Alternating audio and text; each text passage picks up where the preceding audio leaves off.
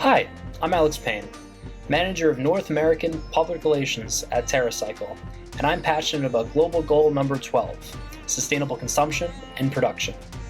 It's an honor to award the 2021 Flourish Prize for goal number 12 to Ditto Sustainable Brand Solutions from Oakland, California, USA. This sustainable display and packaging company provides companies worldwide with an alternative to traditional retail display products. Made from 100% recyclable, compostable, and non-toxic materials, Ditto is an industry leader in sustainable marketing and display tools. Well done, Ditto Sustainable Brand Solutions.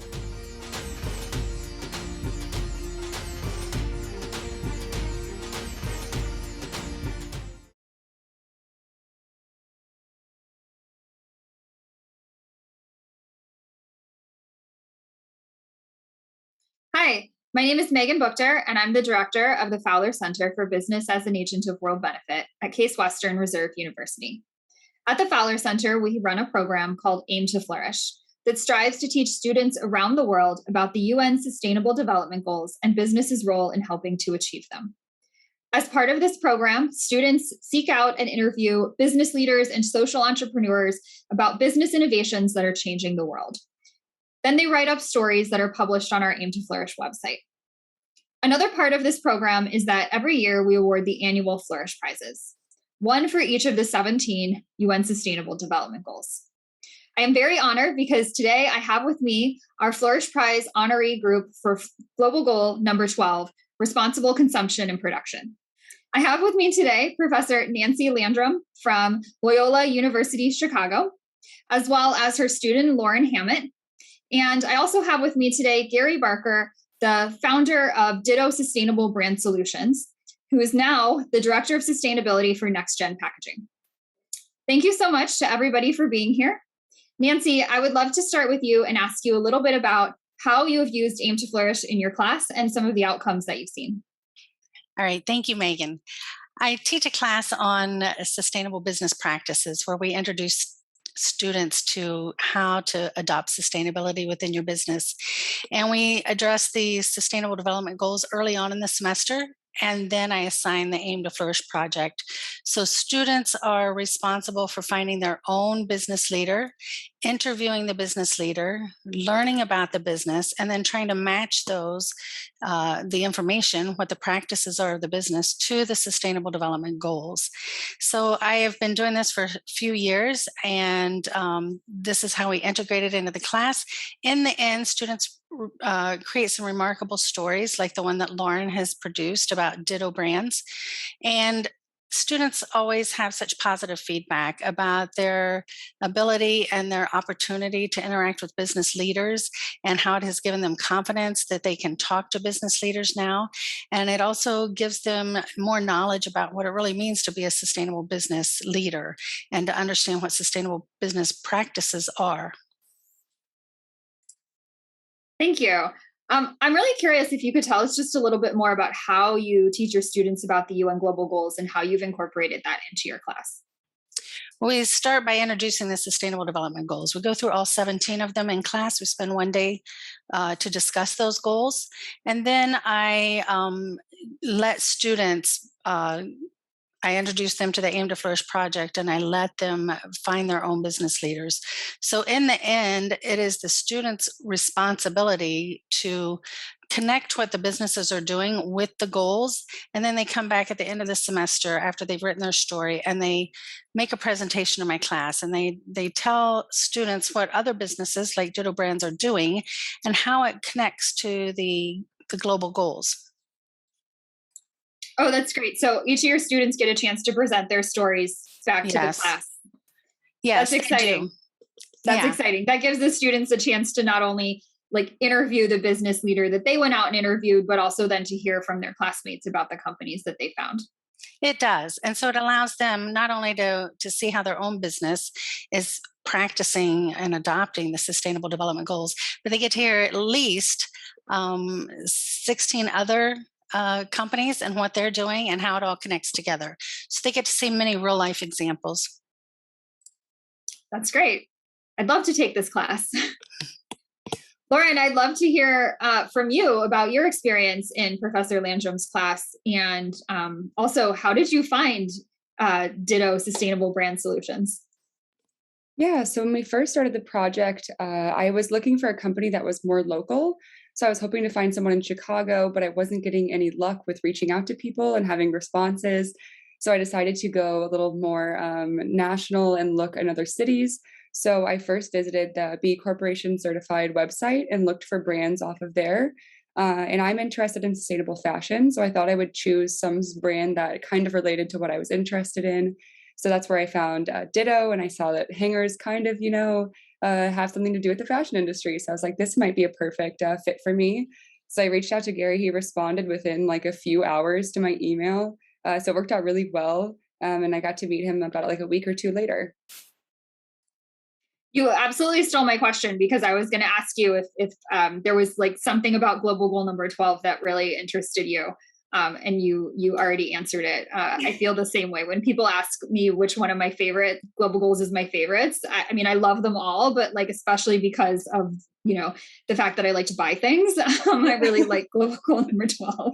Yeah, clothes are something we wear every day. So maybe we should think about them a little bit more. Just a thought. Absolutely. And so what was the interview process with Gary like? Can you tell us a little bit about that? Yeah, so because we were in two different cities, we obviously had to meet over Zoom. But that didn't like hinder the conversation at all. I think we talked for about 45 minutes just about all of Gary's experience, my experience with the class, and then like my specific questions that related to writing the article. We only had to meet the one time. He gave me so much information. That's how I wrote such a good article. I had so much information to go off of. It was a really easy process. I really enjoyed it. Yeah. That's so great to hear. And Gary, what nice compliments for you as an interviewee. Well, I'm a little enthusiastic about what I do, so that tends to go on a bit. But no, first off, I want to really applaud your program and this class in particular, Nancy. This is what we need out there, is a new focus on environmentalism and business. And what I've learned over the years is that it's not difficult, and it's not necessarily more expensive. It just takes a different way of looking at things. And when it's done right, it ends up actually costing less. So it's something that you have to start at the beginning as an important element of putting the business together. And I think B Corp is a great way of doing that, because they make you focus on all the elements of your business. And for us, it's not only design, but it's manufacturing, it's materials, and it's logistics. So we're focused on all of those and making them as sustainable as possible. That's great. And so this is such a cool story. And what a great story for responsible consumption and production, because the story is about hangers. Who doesn't have clothes hangers in their house, every day right now? And so I would love to just hear from you about like how you decided that clothes hangers were what you were going to be doing. Well, being a industrial designer, the focus of our design was always to swipe something past a price reader at the checkout stand, and that was it. There was no thought about what happened to the product when it died, when it finished its useful life. And so I started a company called Greenheart Global with a fellow designer, Larry Chernikoff, with the idea of reverse designing products so that 100% of them stay out of landfills. And the way we do that is by understanding the collection system at the end of its useful life in various regions, and looking at materials, looking at ways of designing it so that it'll stay in those collection systems. And it was my partner, Larry, who came up with looking at an everyday product, and it was the everyday dry cleaning hanger, which we all have in our closets and in our garages and basements. And we found out that 300 million of those are landfilled every year, which is a significant number. But then we started looking at these, and these are your everyday plastic retail hangers. And we found out that 20 billion of these are landfilled every year. And 20 billion would fill 11 Empire State Buildings from basement to observation deck. So we realized that was our product. So we spent 2.5 years researching and doing a deep dive into clothing manufacturers and logistics and retail stores, and we came up with the Ditto hanger. And we chose paper because it's one of the most recycled materials in the world. It's recyclable at the store level because of cardboard boxes being recycled, and at consumers' curbside. And we took that basic idea, and as a design company, we ended up moving it to all kinds of different levels. This is a hanger that we designed for Adidas for their silver line.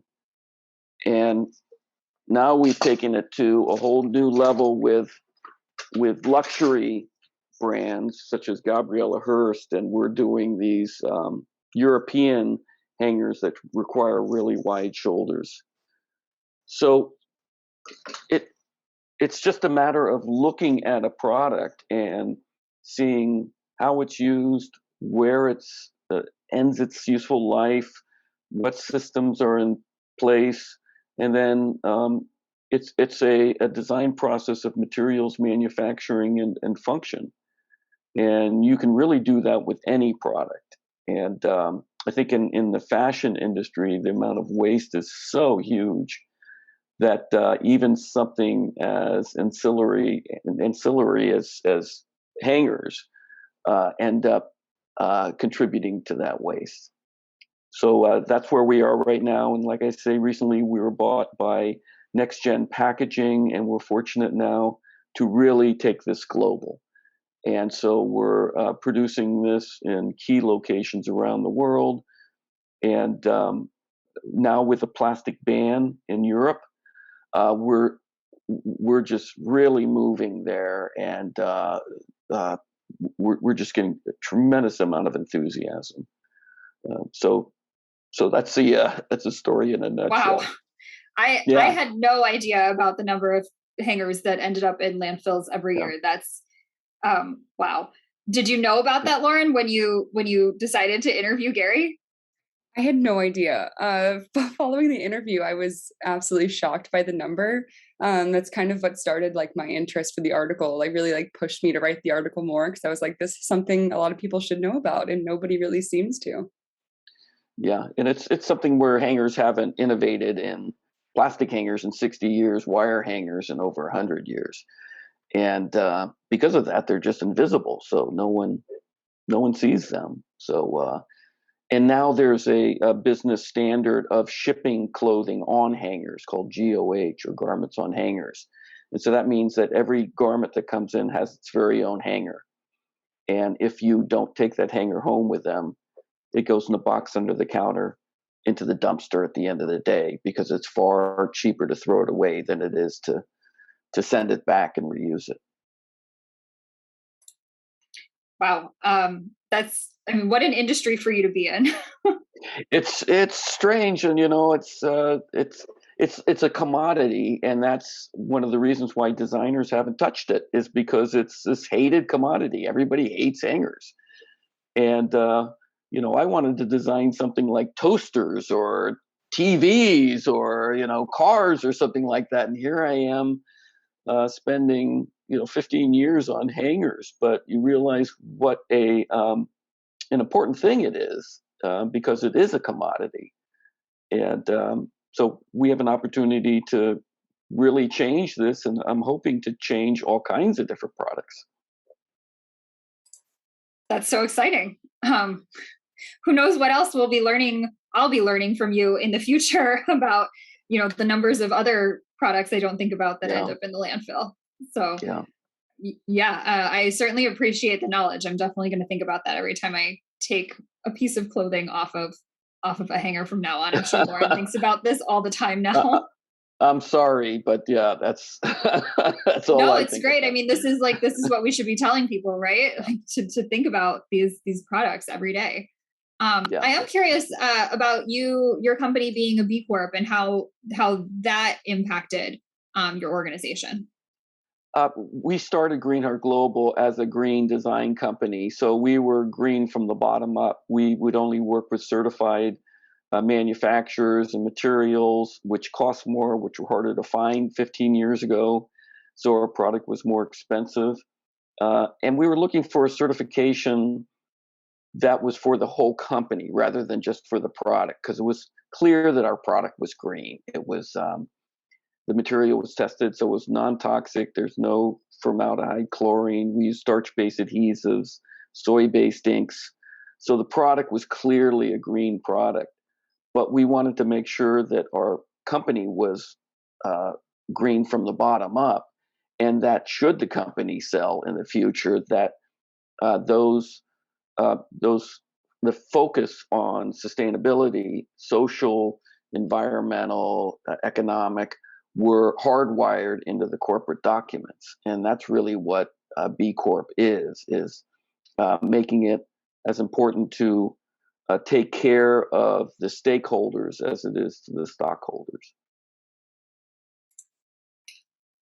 That's great. I love how, this was hardwired in your DNA. And so you went out and sought that certification so that it was evident to everybody that this was something that was important to your organization. Yeah, and we got our B Corp in 2007, so we're one of the early B Corps. Yeah. So we're very, very proud of that. That's great. And so, Lauren, I know that you mentioned that you had found Ditto SBS because you were looking for a B Corp. Nancy, do you talk about B Corps in your class at all? Is that, or how, Lauren, did you decide, I'm going to look for B Corps, that's how I'm going to find somebody to interview? Yeah, for our classes, we do I have a list of the different kinds of places students can look, and B Corp website is one of the places they can look. And so that might be where Lauren got the idea, and I'll turn that over to you, Lauren, to answer. At first, I was just looking for sustainable brands through the Chicago area by just searching Sustainability Chicago, kind of things like that.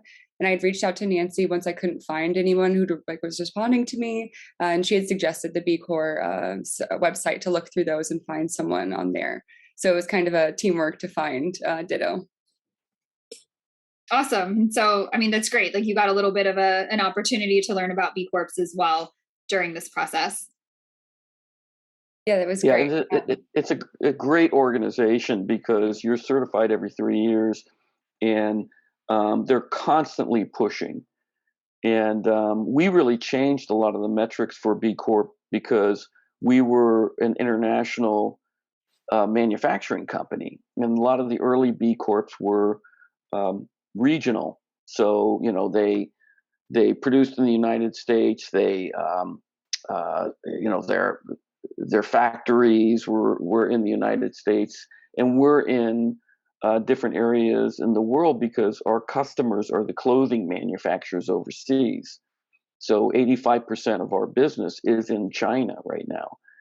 And so it wouldn't make sense to make it here and then ship it there. So we ended up changing a lot of the metrics of B Corp because we're such an unusual company with the way that we were manufacturing. And it's changed quite a bit, but it's really rigorous. And we always look forward to each certification because we learn more every time. That's really cool. That is a really cool aspect to your story. I'm curious, you mentioned producing in China because that's where most of the clothing manufacturers come from. So can I go out and buy your hangers, or are they mostly they're targeted towards organized companies, big companies? We've started from the very beginning. Our goal was to make the plastic retail hanger extinct. So we've always been focused on the global nature and the business to business nature of our company. But we started selling to consumers. We were in Bed Bath & Beyond and the Container Store. We're no longer. But we do sell on our Ditto store at dittohangers.com. And you can buy a 10-pack. You can buy a case of 100 of them there. And we with Next Gen, we're going to expand on that too, and make them much more available to consumers. So we obviously want everybody to get rid of their hangers and the plastic and wood hangers in their closets, and change over to a completely non-toxic, recyclable, hanger like Ditto. Great, thank you. I'm gonna have to get some and try it out. I just want to shift really, really quick so that we have a chance. I just want to hear a little bit about your interview with Lauren and what that was like. I mean, what made you say yes? Oftentimes, I mean, I've even done the Aim2Flourish assignment. Like I've interviewed, reached out to organizations that never get back to me. Thank you for getting back to her within a few hours. Like what made you say yes? I get a lot of these kinds of requests, and a lot of them are a cookie cutter. I mean, my company's name is just dropped in there, and they're obviously sending it out to a lot of different companies. And I've got to tell you, I've responded to a lot of this, and I haven't gotten a call back. So with Lauren's, it was definitely written specifically for Ditto, and you'd obviously spent some time on our website, so you had some information as to what was going on with our company. So that was the key element of it, and you got right back to me, which, like I say, I would say 80% of the time I don't get a response back. So so that was great, and the interview was really concise, great questions. It was a very lively conversation, and then the final report, which was one of the best reports I've seen on our company, was really well written and very concise, and you really got the spirit of what we're doing here. So Lauren, good job. Thank you so much. Yes, congratulations, Lauren. It's a great story. And it's always nice to hear so many compliments about, a student that's been through our Aim2Flourish program. So I love hearing that. Thanks, Gary. And good job, Nancy, too. Yeah, I would just like to add that this is an amazing opportunity for students to learn about sustainability in business. Every student's experience is different because they're each talking to a different company, working on different sustainability goals. But in the end, they all come out with such a deeply enriching experience. And I really appreciate the Aim2Flourish program for that. Well, I wish I was in your class. You're welcome to visit our class anytime. Okay, I will, because Next Gen is in Chicago, so I just might do that. Might do that. Perfect. That's great. Look at these connections that are being built right here. I love it. I love it. Well, I am so appreciative of all of your time and for all of you for being here and for telling us about your Aim2Flourish experience and your Aim2Flourish interview and your organization. I cannot wait for other people to watch this and learn as much as I just did about plastic hangers and how many go into landfills every year and what cool styles of hangers you can go and purchase and start looking for and seeing them in the stores. So I'm really excited about all of that. So thank you for being here. Our Flourish Prize honoree team for Global Goal number 12, responsible consumption and production. Gary, the Director of Sustainability for Next Gen Packaging, and Nancy from University Loyola Chicago, and Lauren, thank you so much. I am so appreciative of you being here, and we look forward to continuing the celebration.